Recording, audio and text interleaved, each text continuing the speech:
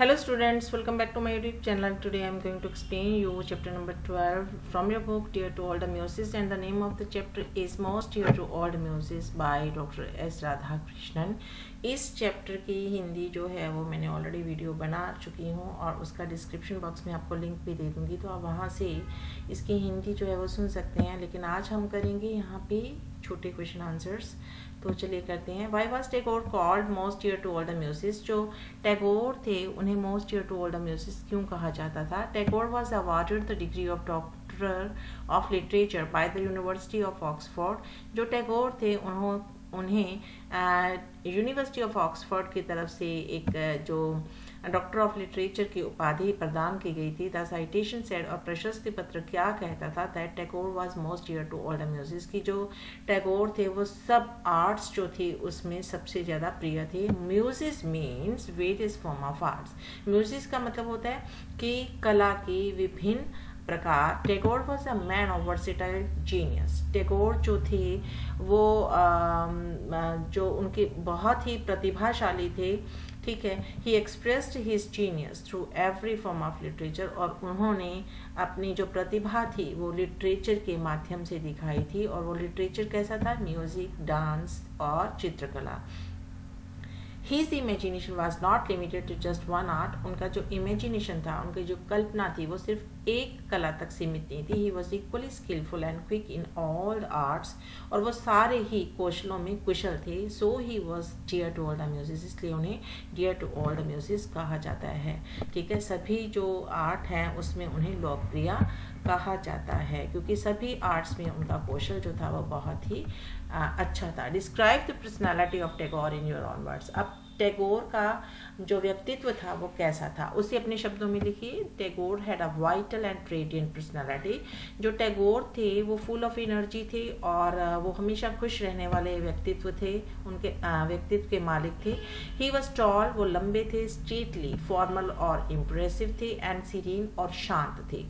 He had flowing bird, उनकी जो दाढ़ी थी वो काफ़ी लंबी थी। एंड कर्ली हेयर, और उनके जो बाल थे वो घुंघराले थे। He made deep impression on all those who met him, और वो उन सब पे अपनी एक गहरी छाप छोड़ जाते थे जो उन्हें मिलते थे। Ernest Rhys in his book Every Man Remembers describes Tagore as the prophet Isaiah। तो जो अर्नेस्ट राइस हैं वो अपनी बुक एवरी मैन रिमेम्बर्स में टैगोर जो है उन्हें एक मसीहा के रूप में बताते हैं, मसीहा ईसाई के रूप में बताते हैं। What according to Dr. Radhakrishnan may the judgment pass on contemporary be distorted? जो समकालीन जो जजमेंट्स थे, निर्णय थे, वो विकृत कैसे हो सकते थे? The judgment passed on contemporaries may be distorted for 3 reasons। ये जो समकालीन समय था उस पे जो निर्णय लिए गए थे वो विकृत हो सकते थे। Sometimes we are under obligation, उसके जो 3 reasons थे वो बताते हैं। वो कहते कि हम under obligations होते हैं, किसके? फ्रेंडशिप के, दोस्ती के, कि हम दोस्ती से बाध्य होते हैं। Our judgment may be one-sided and biased, और उस दोस्ती को जस्टिफाई करने के लिए हम एक तरफा या फिर पक्षपाती निर्णय दे सकते हैं। Sometimes we don't have the details of the person for judging him, और sometimes क्या होता है कि जिसे हमने जज करना है उसके बारे में हमें पूरा विवरण ही प्राप्त नहीं होता। We criticize और praise him, हम उसे या तो क्रिटिसाइज करते हैं या फिर उसकी प्रशंसा करते हैं, या तो आलोचना करते हैं या उसकी प्रशंसा करते हैं। According to our moods, हमारी मनोदशा के according. Sometimes the person whom we are to judge is important today, कई बार तो जिस इंसान के बारे में निर्णय देना होता है वो शायद आज हमारे लिए इम्पोर्टेंट हो, but ceases to be important in the future, लेकिन हो सकता है कि वो फ्यूचर में हमारे लिए कोई महत्व रखे ही ना। What does a recurring phenomenon refer to? Recurring phenomenon क्या होता है? What is India's power of self renewal, और इंडिया की सेल्फ रिन्यूअल की पावर जो है वो क्या है?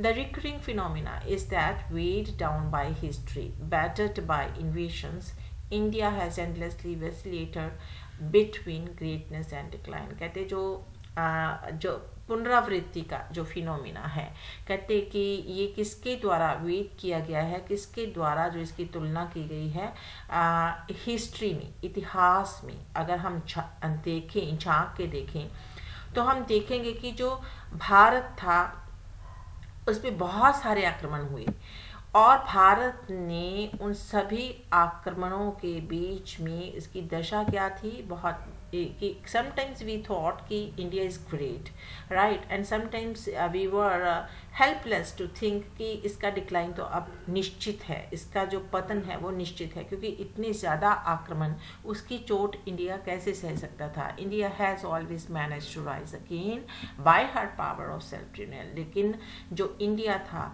जो भारत था, भारत की जो भूमि थी, उसने खुद को फिर से जो नवीनीकरण की ओर जो था वो एक कदम बढ़ा लेता था जब भी यहाँ कोई नुकसान होता था। India has the power to give birth to great man, और इंडिया वो महान धरती है जहाँ पे महान जो थे लोग पैदा हुए थे, like the writer of the Upanishad जो थे, उनके जो लिखने वाले थे वो इंडिया की मातृभूमि में ही पैदा हुए थे। द बुद्ध यहाँ पैदा हुए, महावीर यहाँ पैदा हुए, अशोक और अकबर भी भारत की भूमि पर ही पैदा हुए, और कबीर और नानक जैसे महान संत भी जो थे वो इंडिया में ही पैदा हुए थे। They put India on the right path of progress, और उन्होंने, उन महान पुरुषों ने भारत को प्रगतिशील मार्ग पर लेके गए थे। What does Tagore say about the spirit of India, Bharat की जो स्पिरिट है उसके बारे में जो टैगोर है वो क्या कहते हैं। Tagore writes about the spirit of India, वो इंडिया की स्पिरिट के बारे में जो है वो लिखते हैं। He says that he loves not because he admires it's geography, वो कहते हैं कि वो इंडिया की स्पिरिट जो है उसको इसलिए प्यार नहीं करते क्योंकि वो उसकी जो जियोग्राफी है उसको एडमायर करते हैं, उसको प्यार करते हैं। Not because of the chance to be born in her soil, और ना ही इसलिए कि वो भारत की भूमि पर पैदा हुए। It is because India has saved through violent ages and living words that issued forth from the enlightenment consciousness her great saints and sages। कहते कि जो भारत था उसमें बहुत सारे violent ages आए, बहुत सारे ऐसे युग आए जिसमें बहुत हिंसा थी, लेकिन फिर भी जो था भारत, उसमें एक जो जिंदा दिली रही वहाँ के लोगों में, और कहते कि वो एनलाइटन हुए, उनको एक ज्ञान की प्राप्ति हुई, कॉन्शियसनेस, उनको जागृति जो थी वो हुई थी। किसके बारे में, किनके थ्रू, जो वहाँ के जो सेंट्स थे, सेजेस थे, जो संत थे, जो महात्मा थे, उनके द्वारा। Write a brief note on Shantiniketan, Shantiniketan पर एक ब्रीफ नोट लिखिए कि शांति निकेतन क्या है। Shantiniketan was a school, एक स्कूल था ये which Tagore founded on the model of old ashrams, जो कि टैगोर ने ओल्ड आश्रम के मॉडल पे जो था वो फाउंड किया था, बनाया था। The teacher and people sought after the achieved human fulfilment bye wise thinking. जो यहाँ पे टीचर्स थे, जो यहाँ पे शिष्य थे, वो जो खुद की जो फुलफिलमेंट जो हो जाती थी, ह्यूमन फुलफिलमेंट जब हो जाती थी, ठीक है, और तो अपनी वाइज थिंकिंग के थ्रू, अपने जो उनकी सोच थी वो बहुत ही वाइज होने पर, राइटियस लिविंग की ज़िंदगी को किस हिसाब से जिया जाना चाहिए, ज़िंदगी सही तरीके से जीने का ढंग क्या है, एंड अर्नेस्ट फेथ, और उनका परमात्मा में विश्वास जो था, ठीक है। कहते कि इन सब चीज़ों से उनका जो ह्यूमन फुलफिलमेंट की जो मानवीय गुण थे उनमें सारे आए थे कि वो सही सोचते थे, ठीक है, सही तरीके से ज़िंदगी जीते थे, और सही चीज में ही उनका विश्वास था। There is no idol worship, कोई भी मूर्ति पूजा नहीं होती थी, and no ill speaking against any religion. ऐसा आश्रम था जहाँ पे कोई मूर्ति पूजा नहीं थी, किसी भी रिलीजन के अगेंस्ट कुछ बोला नहीं जाता था। दो Hinduism is background of old activities in school, चाहे हिंदुइज्म जो था वो उस स्कूल में होने वाली सभी एक्टिविटीज, क्रियाओं का जो मूल आधार था। The birthday of Buddha, Christ, Mohammed and Nanak celebrated with no less enthusiasm. लेकिन इस स्कूल में चाहे वो बुद्ध थे, चाहे वो क्राइस्ट थे, चाहे वो मोहम्मद थे, चाहे वो नानक थे, सबका जन्मदिन जो था बड़ी धूमधाम से मनाया जाता था। ऐसा नहीं था कि हिंदुइज्म इसका बेस था इसकी एक्टिविटीज़ का, तो बाकी के धर्मों को यहाँ इज्जत नहीं मिलेगी या उसको उतना उत्साह पूर्वक जो थे उनके जो मेन जो उनके रिलीजियस लीडर थे उनको नहीं माना जाएगा। राइट, नेक्स्ट है why was Tagore against India's imitation of the west. India के जो पश्चिमी नकल के प्रति जो टैगोर थे वो क्यों विरोध में थे कि क्यों इंडिया पश्चिम की नकल करता है। Tagore condemned India's imitation of the west. वो पश्चिम के जो नकल करने की प्रवृत्ति को कंडेम करते हैं, उनकी घोर निंदा करते हैं। He called India the eternal rag picker at other people's dustbin. और वो कहते थे कि वो तो एक रैग पिकर है, दूसरे लोगों के जो डस्टबिन है उसमें से वो जो कूड़ा उठा रहे हैं, यानी कि वो वेस्टर्न कल्चर को अच्छा नहीं समझते थे। He said that imitation was like dressing our skeleton with another man's skin.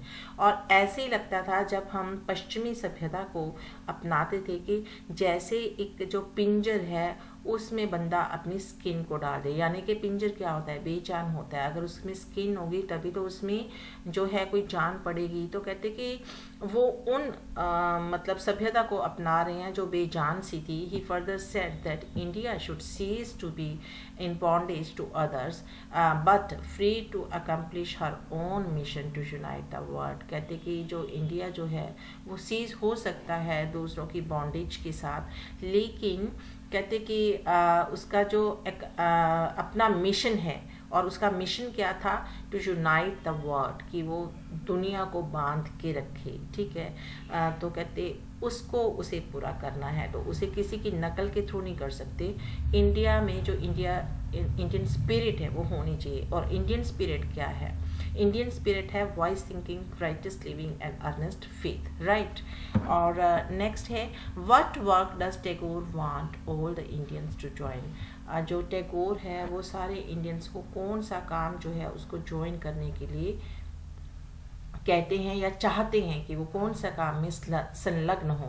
Tagore says that India has ever kept alive her powers of binding together. India ने हमेशा ही दूसरों के साथ बंध के रहने के लिए जो एक पावर थी, उसमें एक शक्ति थी। She always established some sort of harmony amidst all kinds of difficulties. और किसी भी तरह की यहाँ पे कठिनाई आई उसने एक हार्मनी जो थी वो बना के रखी थी। And conflicts and has survived till now. चाहे किसी भी तरह की झगड़ा हुआ यहाँ पे, है ना, तो लेकिन उसने उन कठिनाइयों में, उन कन्फ्लिक्ट्स में, उन लड़ाई झगड़ों में जो था खुद को सर्वाइव किया, जिंदा रखा अपने स्पिरिट को। It is in this work that Tagore wants all the Indians to join. और टैगोर चाहते हैं कि सभी इंडियंस अपनी स्पिरिट को उसी तरह जिंदा रखें कि हर मुश्किल को वो फेस कर सकें, हर कन्फ्लिक्ट जो है उसको ओवरकम कर सकें और एक यूनिटी में वो बंधे रहें। So this was all about the question and answers of the chapter most dear to all the muses. I hope you might have watch the video till end, but if you are watching my channel for the first time, please do not forget to like it, subscribe it and comment on it. See you next time in my next video. Till then, goodbye, have a nice time.